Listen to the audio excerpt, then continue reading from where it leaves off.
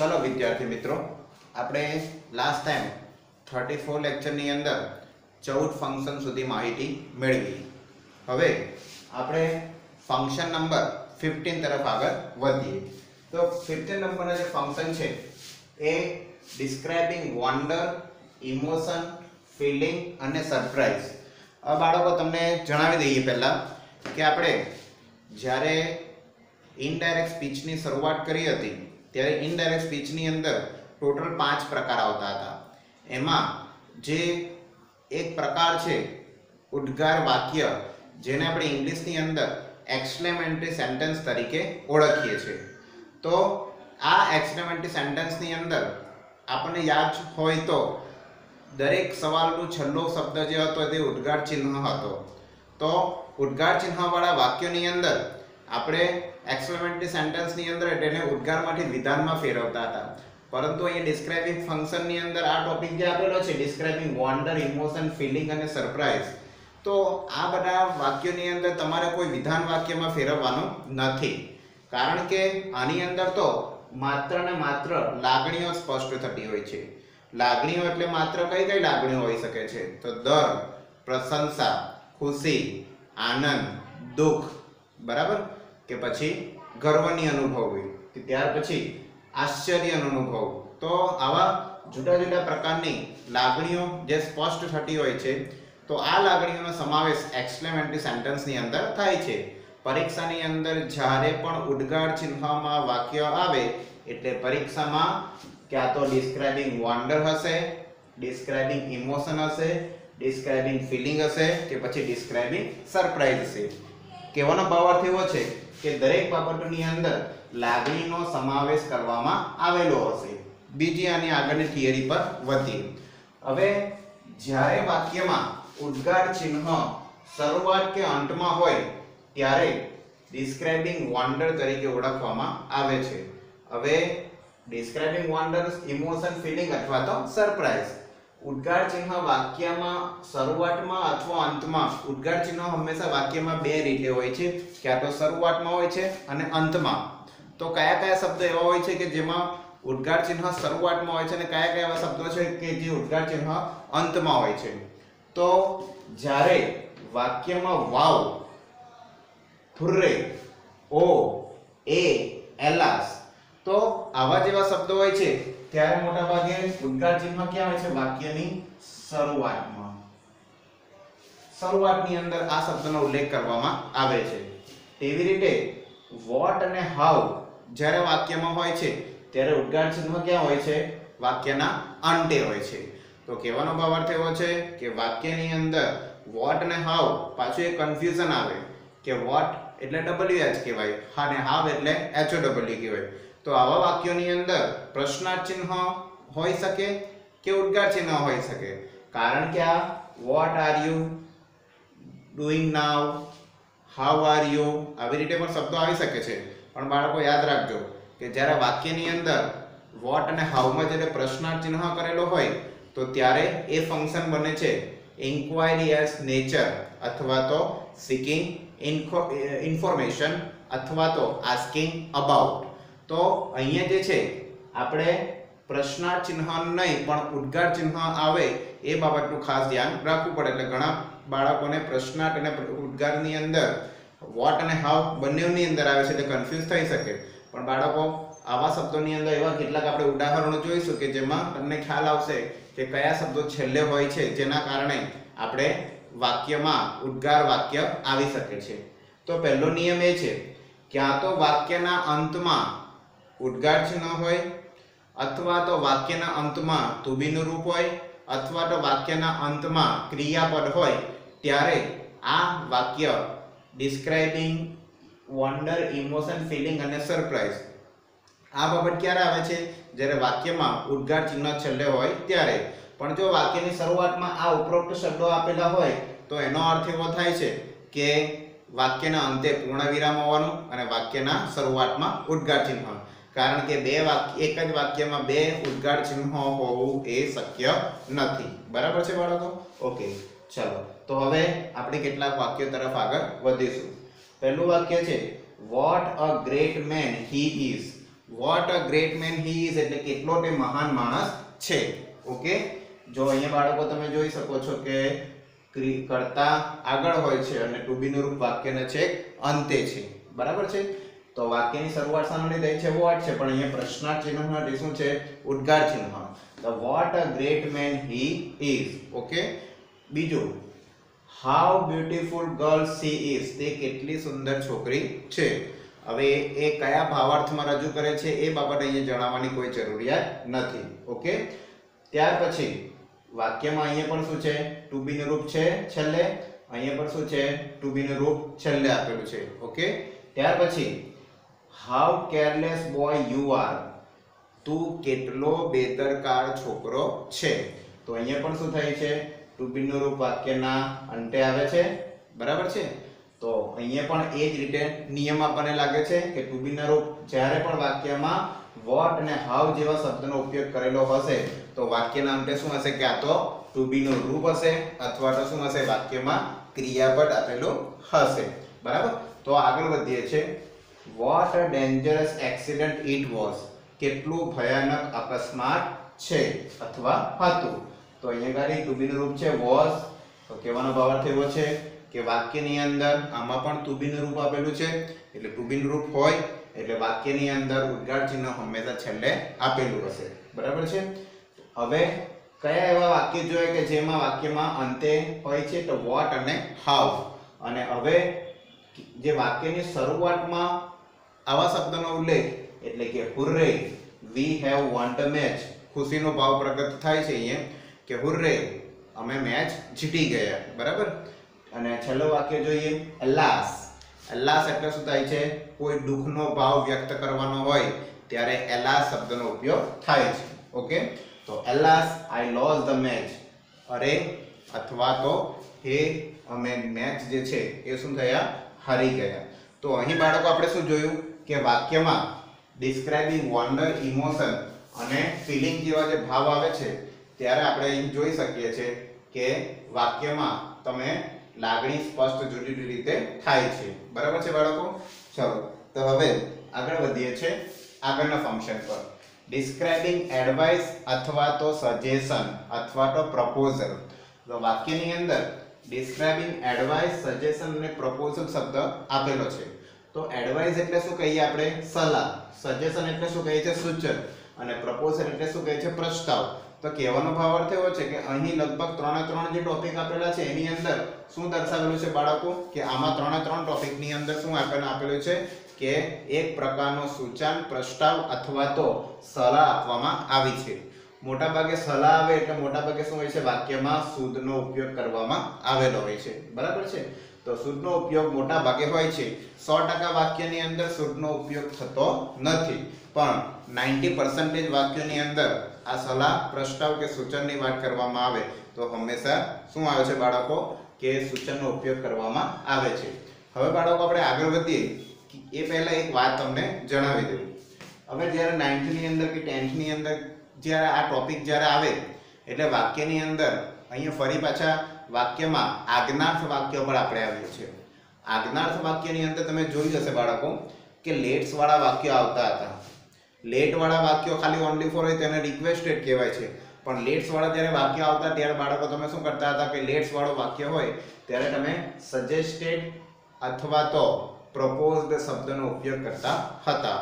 તો સજેસ્ટેડ અથવા પ્રપોઝડ શબ્દનો ઉપયોગ તમે જોયો હતો કે ધેટ કરીને તે શબ્દનો તમે ઉપયોગ કરતા હતા. અહીંયા આપણે નિયમની વાતો કરવાની નથી, પરંતુ તમને જણાવી દઉં કે શુદ્ધ શબ્દ 90% વાક્યોની અંદર આવશે, પણ શુદ્ધ સિવાયના વાક્યો પણ આવી શકે છે. જે વાક્યનું ગુજરાત તમે જ્યારે કરો છો તો ત્યારે એનો ભાવાર્થ શું થાય છે? કોઈ સલાહ, સૂચન કે પ્રસ્તાવ કરવામાં આવેલો હોય છે. બરાબર છે બાળકો. ચલો આપણે આગળ વધીએ. ચલો પહેલું સેન્ટેન્સ છે કે he should read more to get good result. તો he should read more to get good result. તો સારું પરિણામ મેળવવા માટે તેણે શું કરવું જોઈએ? વધુ વાંચન કરવું જોઈએ. સારું પરિણામ મેળવશે પરંતુ ક્યારે? જ્યારે વધુ વાંચન કરશે ત્યારે. એટલે કોઈ વિદ્યાર્થીને આપણે કહીએ કે ભાઈ તારે ટકા વધારે જોઈએ છે તો તારે શું કરવું જોઈએ? સારું વાંચન કરવું જોઈએ. ઓકે, તો જ્યારે વાક્યની અંદર should નો ઉપયોગ આવે એટલે મોટા ભાગે સલાહ કે સૂચન હશે. ચલો સેકન્ડ સેન્ટેન્સ પર, Amit is weak in his study. Amit શું છે, તેનો અભ્યાસની અંદર કેવો છે, ખૂબ જ નબળો છે. તો નબળો હોવાના કારણે હવે આપણે સલાહ શું આપી શકીએ છીએ એને કે ભાઈ he should read more, તારે વધારે વાંચન કરવું જોઈએ. ઓકે, તો આ એક પ્રકારની આપણે શું થઈ એની સલાહ થઈ. ઓકે, તો Amit is weak in his study, Amit તેનો અભ્યાસમાં નબળો છે તો તારે વધુ વાંચન કરવું જોઈએ અથવા તેણે વધુ વાંચન કરવું જોઈએ. ચલો બાળકો થર્ડ સેન્ટેન્સ પર વધીએ. Vinod fail in the test. Vinod શું થયો, પરીક્ષાની અંદર ફેલ છે, ઈડી પ્રત્યય આપ્યો છે તો વિનોદ પરીક્ષામાં નાપાસ થયો. he should join tuition class અથવા ટ્યુશન ક્લાસીસ. તો તેણે હવે સ્કૂલની અંદર છે તો હોય છે બાળક, પરંતુ એને થોડી સમજ ઓછી પડતી હોય છે. તો ત્યારે એ જ્યારે ટ્યુશન રખાવે તો ટ્યુશન રખાવવાથી થોડું વધારે એ બાબતમાં જાણી શકે. તો એવું કહે છે કે તું એ પરીક્ષાની અંદર નાપાસ થયો તો સફળ થવા માટે તારે એકલું સ્કૂલ જરૂર નથી, પરંતુ તારે સાથે સાથે ટ્યુશન ક્લાસ પણ જોઈન કરવું પડે. તો આપણે એને શું કહીએ છીએ, એક પ્રકારનો પ્રસ્તાવ આપીએ છીએ, સ્વીકારે કે પછી નહીં સ્વીકારે. ઓકે, ચલો don't reach that place after evening, એટલે કે તે સ્થળે સાંજ પડ્યા પછી જવાનું નથી. બરાબર, હવે કોઈ ડરામણી જગ્યા હોય અથવા તો એ જગ્યામાં જવું થોડી મુશ્કેલી પડતી હોય તો જોખમકારક જગ્યાઓ પર આપણે જ્યારે કોઈ વ્યક્તિને જ્યારે મોકલીએ છીએ કે જાય છે વ્યક્તિ ત્યાં, તો ત્યારે આપણે એને સલાહ શું આપીએ છીએ કે ભાઈ તારે સાંજ પડે એ પહેલા તારે ઇવનિંગ સુધી તારે શું કહે છે આપણે પહોંચશું નહીં તો આપણને મુશ્કેલીમાં મુકાઈ જઈશું. એટલે એના કરતાં બેટર છે કે આપણે કોઈ બીજી જગ્યાએ આપણે રસ્તો અપનાવવો જોઈએ. ઓકે, ચાલો લાસ્ટ છે the strong should protect the weak. The strong should protect the weak. આની અંદર શું કીધું છે કે ભાઈ જે શક્તિશાળી હોય છે, સ્ટ્રોંગ એટલે શક્તિશાળી, જે શક્તિશાળી હોય છે એને શું કરવું જોઈએ, નબળા લોકોનું રક્ષણ કરવું જોઈએ. અહીંયા મેં શુડ નો ઉપયોગ કરેલો નથી, છતાં બી એક પ્રકારની સલાહ છે. તો અહીંયા પણ શું છે, the strong should protect the weak. શક્તિશાળી જે હોય છે તેને શું કરવું જોઈએ, જે નબળા લોકો હોય છે એની મદદ કરવી જોઈએ અથવા તો એનું રક્ષણ કરવું જોઈએ. બરાબર છે બાળકો? તો આ બે ફંક્શનની અંદર તમને કદાચ કોઈ મુશ્કેલી નડતી નહીં હશે. તો હવે નંબર 15 અને 16 નંબરનો ફંક્શન આપણે કરેલો છે, જેની અંદર બંનેમાં એકમાં ખાલી ધ્યાન આપવાનું છે કે માત્ર ઉદ્ગાર ચિહ્ન, અને બીજામાં શું ધ્યાન આપવાનું છે કે વાક્યમાં કોઈ પણ પ્રકારની સલાહ હશે. બરાબર છે બાળકો? તો હવે આપણે આગળનો ટોપિક 17 અને 18 નંબર પર આગળ જઈએ. ઓકે બાળકો, ચલો બાળકો હવે આપણે આગળ વધીએ છીએ લેક્ચર નંબર 35 ની અંદર 17મો ફંક્શન. હવે 17મું ફંક્શન છે ડિસ્ક્રાઇબિંગ પ્રોસેસ. નોર્મલી આપણે પ્રોસેસ એટલે સાયન્સની અંદર આપણે પ્રોસેસ કહીએ તો કોઈ પ્રયોગ કરવાનું હોય તો એને પ્રક્રિયા અથવા ક્રિયા કહેવામાં આવે છે, જેને બીજા એક શબ્દમાં રીત અથવા પદ્ધતિ પણ કહેવામાં આવે છે. પણ અહીંયા આપણે કોઈ પણ પ્રકારનો પ્રયોગ કરવાની જરૂર નથી. અહીંયા આપણે પ્રોસેસ કરવાની છે. પ્રોસેસ એટલે એવા પ્રકારની પ્રોસેસ કે જેની અંદર 1 પ્લસ મોર. 1 પ્લસ મોર એટલે શું કહેવાય બાળકો? અહીંયા તમને આપેલું છે કે ભાઈ એક નિયમ યાદ રાખવાનો કે 1 પ્લસ મોર. 1 પ્લસ મોર એટલે શું કહેવાય બાળકો? કે એક કરતા વધારે ક્રિયા. એ ગમે તે વાક્યમાં ગમે તે શબ્દ આપ્યો હોય પણ એક કરતા વધારે ક્રિયા હશે, ક્યારે પણ એક ક્રિયાનો સમાવેશ કરેલો હશે નહીં. ઓછામાં ઓછી 2 ક્રિયાનો સમાવેશ કરેલો હશે. હવે અહીંયા પહેલું સેન્ટેન્સ જે આપેલું છે go straight and turn right.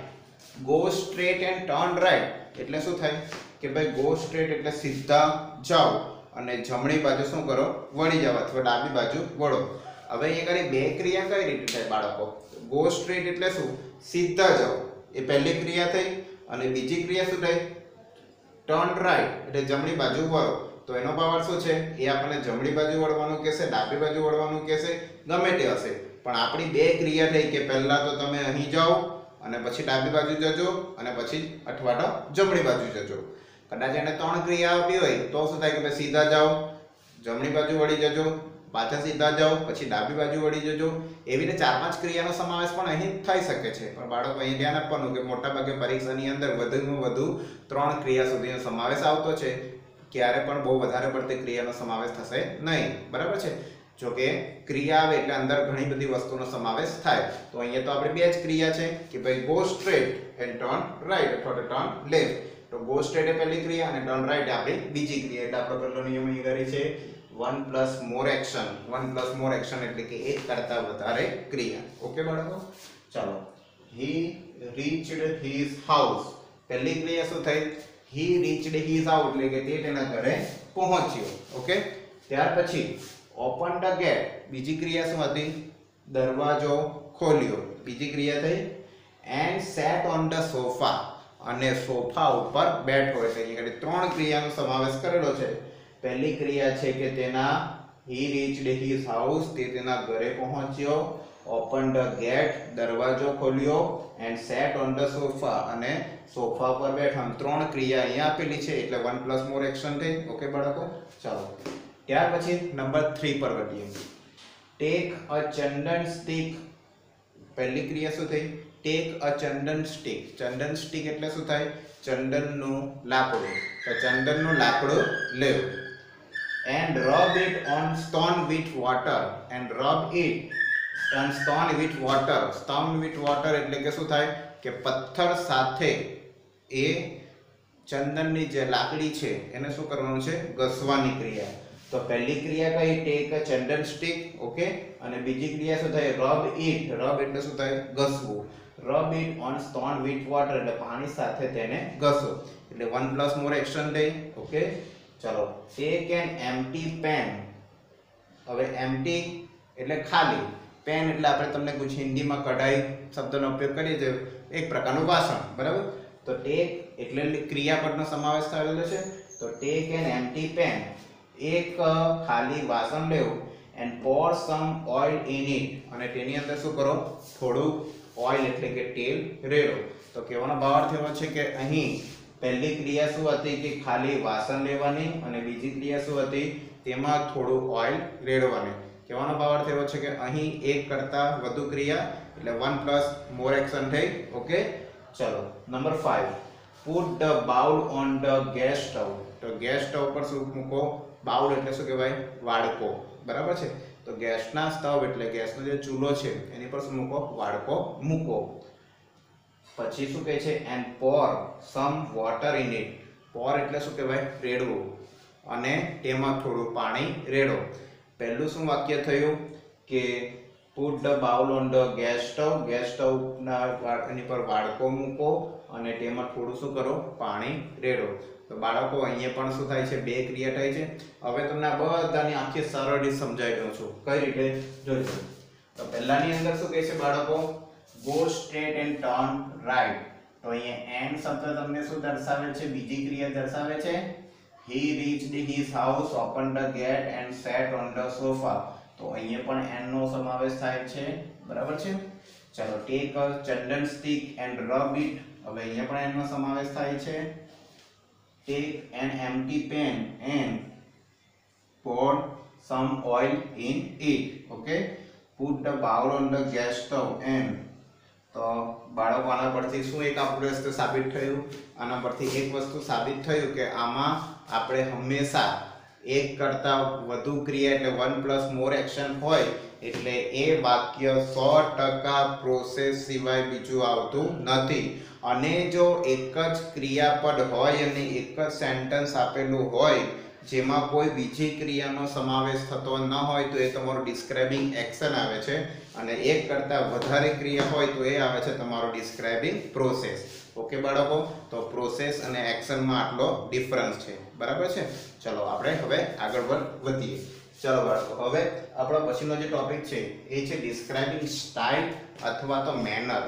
Style અને મેનર એટલે શું? તો સ્ટાઇલ એટલે નોર્મલી આપણે શું કહીએ? કોઈ છટા, કોઈ ચાલ, બરાબર। પણ અહીંયા આગળ એવી વસ્તુનો સમાવેશ થતો નથી। સ્ટાઇલ એટલે એક પ્રકારની શૈલી। શૈલી એટલે જીવનશૈલી તો આપણે ખબર જ છે બધાને, બરાબર। પણ જીવનશૈલી સાથે અહીંયા આગળ રીત ભાવનો ઉપયોગ કરવામાં આવે છે।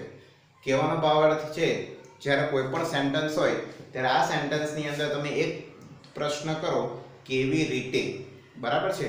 તો જ્યારે વાક્યની અંદર ડિસ્ક્રાઇબિંગ સ્ટાઇલ અને મેનરનો ઉપયોગ કરવામાં આવે ત્યારે પહેલો ભાવાર્થ તમારે એટલું યાદ રાખવાનું કેવી રીતે શબ્દ હોવું જોઈએ. ઓકે, ચલો તો અહીં તમારે મેનર અથવા સ્ટાઇલ આવે એટલે તમારે કેવી રીતે તમારા અંદરથી વાક્યમાં આવડવું જોઈએ. એડવર્બ અથવા એલવાય પ્રત્યય. ચલો અહીંયા બાળકો ફરી પાછું તમને એકવાર તો યાદ કરાવેલું જ હતું, છતાં ફરી વખત યાદ કરાવી દઉં કે ભાઈ એડવર્બ અને એડજેક્ટિવમાં what is the difference between the adverb and adjective. તો એડવર્બ એટલે પહેલા તો એડજેક્ટિવ એટલે શું વાત કરીએ. એડજેક્ટિવને આપણે વિશેષણ કહીએ છીએ, બરાબર. તો વિશેષણ જ્યારે કહેવામાં આવે છે તો વિશેષણ એટલે શું? તો વિશેષણ એટલે જ્યારે નામના અર્થમાં વધારો કરતા જે શબ્દો છે તેને વિશેષણ કહેવામાં આવે છે. હજુ પણ એમાં ખ્યાલ નહીં આવે તો બાળકો એટલું યાદ રાખવાનું કે જે શબ્દના વિરોધી શબ્દો આવે છે એ દરેક શબ્દો જે છે એ બધા એડજેક્ટિવ કહેવાય. અને એડવર્બ એટલે શું કહેવાય? ક્રિયા વિશેષણ. એટલે ક્રિયાના અર્થમાં વધારો કરતા જે શબ્દો છે એને કહેવામાં આવે છે ક્રિયા વિશેષણ. તો ક્રિયા વિશેષણની અંદર એક જ વસ્તુ બાળકો ધ્યાન આપવાનું જેનાથી તમને આવડી જ જાય છે. પહેલી વસ્તુ એલવાય પ્રત્યય. એલવાય પ્રત્યય એટલે જ્યારે પણ વાક્યમાં જે પણ વિશેષણ આપેલું હશે એ બધા વિશેષણની બાજુમાં એલવાય પ્રત્યય હશે જ. એટલે તમારે અહીંયા તમને થોડી સરળતા રહેશે, બરાબર. ચલો, Raj drive his car very quickly. Raj તેની જે કાર છે એ ખૂબ જ ઝડપથી હાંકે છે. તો તમારે પહેલા પ્રશ્ન એવો થાય કેવી રીતે? રાજ કેવી રીતે તેની ગાડી હાંકે છે? તો રાજ ખૂબ જ ઝડપથી તેની ગાડી હાંકે છે. ઓકે બાળકો, તો કહેવાનો ભાવાર્થ એવો છે કે અહીંયા શું આવ્યું? એલવાય પ્રત્યય આવ્યો. ઓકે, ચલો, એટલે રાજ કેવી રીતે તેની ગાડી હાંકે છે કે કાર હાંકે છે? તો રાજ ખૂબ જ ઝડપથી તેની ગાડી હાંકે છે. ચલો સેકન્ડ સેન્ટેન્સ પર વધીએ. Hiren drives his bike very carelessly. Hiren તેની બાઇક જે છે એ ખૂબ જ કેરલેસલી એટલે શું થાય બાળકો? બેદરકારીપૂર્વક. તો હિરન તેની જે બાઇક છે એ બેદરકારીપૂર્વક હાંકે છે. અહીંયા પણ એલવાય પ્રત્યય આવ્યો. ઓકે, ચલો, mister Shah is very carefully person. Mister Shah જે છે કેરલેસ એટલે શું કહેવાય? બેદરકાર કહેવાય. અને કેરફુલી એટલે શું કહેવાય? કે ખૂબ જ કાળજી રાખનાર, બરાબર. તો એ મિસ્ટર શાહ જે છે એ ખૂબ જ કાળજી રાખનાર વ્યક્તિ છે. તો અહીંયા પણ શું છે? એલવાય પ્રત્યય છે. ઓકે, ચલો, તો he is listening Har voice very સ્વીટલી.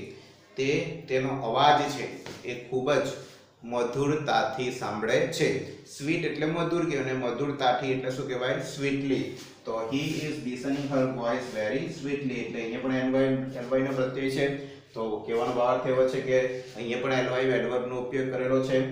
તો અહીંયા મેં 4 સેન્ટેન્સ બાળકો લખ્યા તો એના પરથી તમને એ વસ્તુનો ખ્યાલ આવી ગયો કે ભાઈ જ્યારે ક્રિયા વિશેષણ એટલે કે એડવર્બ હોય એટલે વાક્યની અંદર ક્યાં તો ડિસ્ક્રાઇબિંગ સ્ટાઇલ હશે, ક્યાં તો ડિસ્ક્રાઇબિંગ મેનર હશે. સિમ્પલ એક સેન્ટેન્સ કોઈ પૂછે કે રાહુલ તારા દાદા કેવી રીતે ચાલે છે અથવા કેવા છે, બરાબર. તો how does your grandfather walk. તારા દાદા કેવી રીતે ચાલે છે? તો હી વોક્સ વેરી સ્લોલી, બરાબર છે. તો અહીંયા પણ શું થયું? સ્લોલી એલવાય પ્રત્યય થયો. તો તેના દાદા ખૂબ જ ધીમેથી ચાલે છે. તો અહીંયા ધીમેથી ચાલે એ પણ એની શું થઈ? એક પ્રકારની રીત. દાદા કેવી રીતે ચાલે છે? દાદા ધીમેથી ચાલે છે અથવા ઝડપથી ચાલે છે, બરાબર. તો બાળકો અહીંયા કઈ તમારે એક વસ્તુનો ખ્યાલ રહે કે જ્યારે પણ ડાયલોગ રાઇટિંગ પૂછાય એટલે તમારે જ્યારે પણ મેનર અને સ્ટાઇલનો ઉપયોગ કરવામાં આવેલો હોય ત્યારે હંમેશા બાળકો તમારે શું યાદ રાખવાનું કે મેનર અને સ્ટાઇલ આવે એટલે એલવાય પ્રત્યય હોવો જરૂરી છે. અને બીજું અહીંયા પણ બીજું એક ઉદાહરણ આપેલું છે, હાઉ ડઝ હી વર્ક. કદાચ કમ્પ્લીટ ડાયલોગ જ્યારે પૂછાય તો તમારે કેવી રીતે જવાબ હોઈ શકે? હાઉ ડઝ હી વર્ક, તે કેવી રીતે કામ કરે છે?